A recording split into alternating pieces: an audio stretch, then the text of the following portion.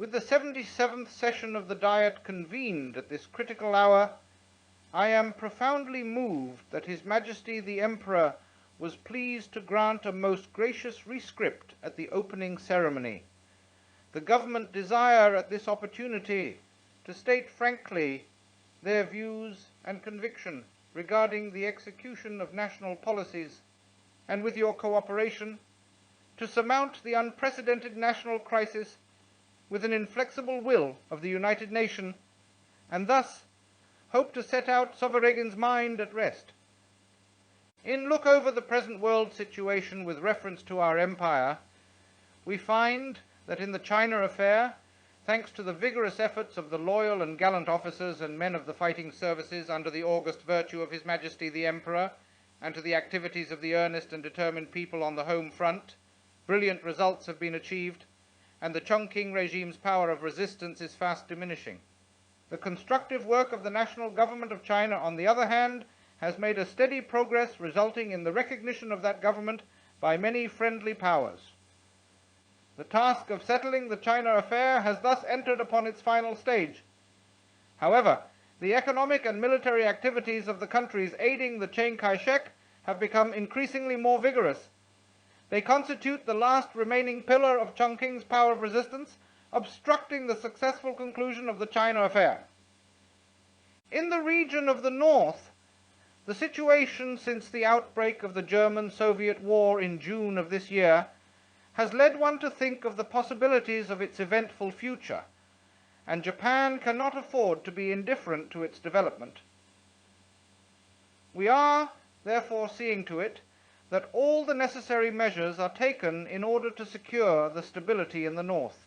In the south, there took place last year the peaceful entry of the imperial forces into the northern French Indochina, and as the result of the conclusion of an economic agreement between Japan and French Indochina, and our mediation of a dispute between Thailand and French Indochina, close and cordial relation between our country and French Indochina had gradually been established, and Japan's peaceful advancement toward the south was about to commence.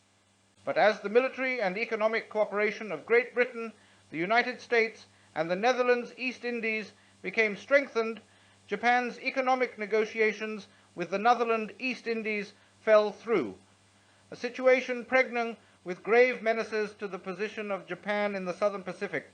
Japan thereupon entered into an agreement with the Vichy government for the joint defense of French Indochina, and in accordance with this agreement, our reinforcements were dispatched to southern French Indochina in the latter part of July. But Great Britain, the United States, and the Netherlands East Indies viewed these legitimate measures of self-defense with suspicion and misgivings. They froze our assets in their countries, and, by resorting to virtually complete embargoes, enforced an economic blockade, and at the same time rapidly augmented their military measures against our country. It hardly requires an explanation that economic blockade resorted to as between non-belligerent countries constitutes a measure little less hostile in character than an armed warfare.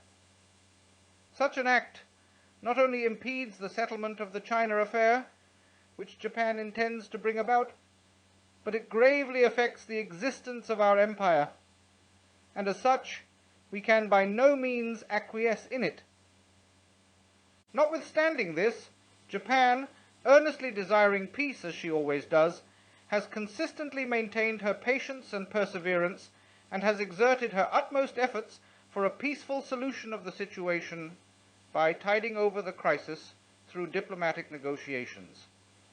Our purpose has not as yet been realized, and the empire has come to face a serious situation where she must literally decide her course for generations to come. Nevertheless, the government, in a peace-loving spirit which has inspired the nation since the foundation of the empire, are even now devoting their utmost efforts to a diplomatic settlement in order to safeguard the existence and prestige of the empire and establish a new order in East Asia. The Japanese government expect that 1. The third powers will refrain from obstructing a successful conclusion of the China affair which Japan has in view. 2.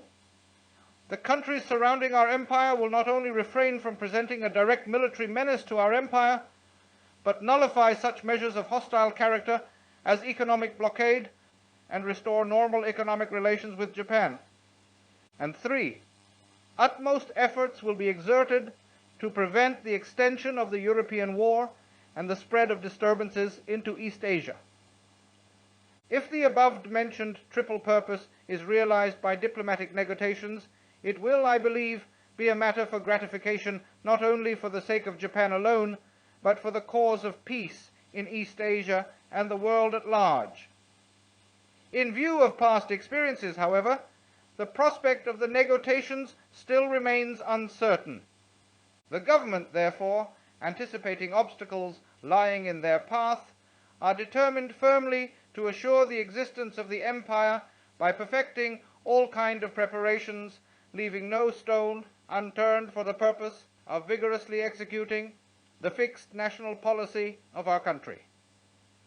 As our empire now stands at a crossroad of national destiny, unparalleled in her history of more than 2,600 years, the government are fully resolved to fulfill with all their power their responsibilities of assisting the throne. Whatever may be the development of the situation, the perfection of a state structure for high-degree national defense is a matter of most urgent importance. For the purpose, it is essential to enhance the national morale to a higher pitch and to increase the industrial and economic efficiency to a maximum degree. Although the government are simultaneously taking all possible measures to assure the livelihood of the people, a further curtailment will be unavoidable.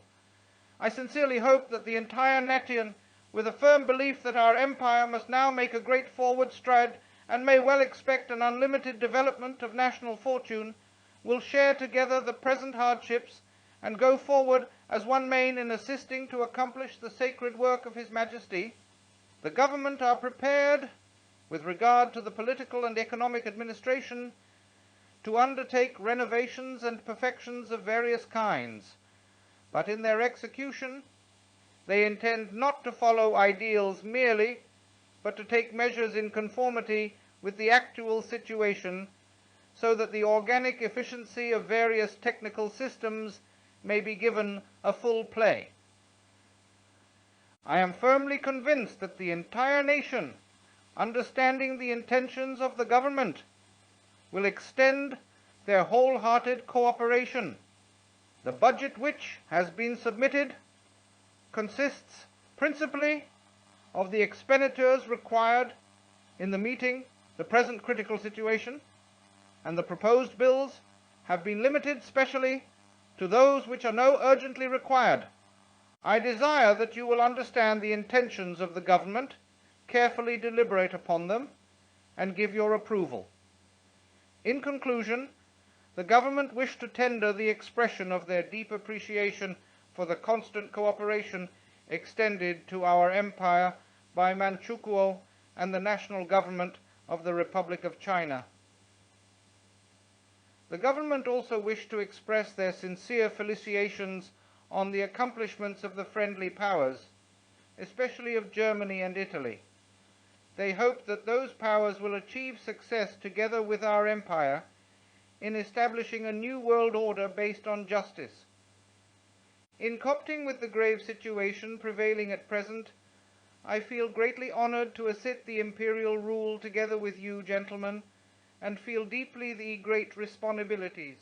I believe that the difficulties can be surmounted and the present crisis solved only when the entire nation do their part for the cause of public service in their respective occupations, and when the total strength of the nation is concentrated for that purpose. I earnestly request that you will give further support and cooperation to the government. Lastly, I wish to render my sincere respects to the spirits of those who gave their lives for the defense of the empire, and to express my profound appreciation to all my fellow countrymen on the front line and the home front. for their strenuous endeavors.